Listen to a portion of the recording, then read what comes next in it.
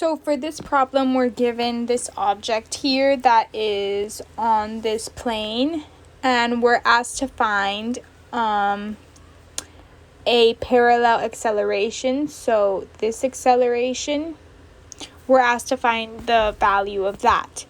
So we have to find the parallel acceleration to this object.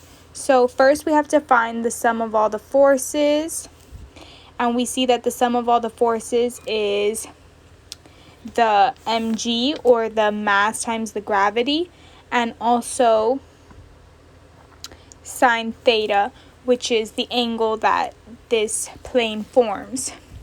So now to simplify, we can divide by m on both sides because we want to get the acceleration by itself. So divide by m, and we can simplify here. So what's left is that the acceleration in the x direction is equal to g, or gravity, so we can say 10 times sine theta.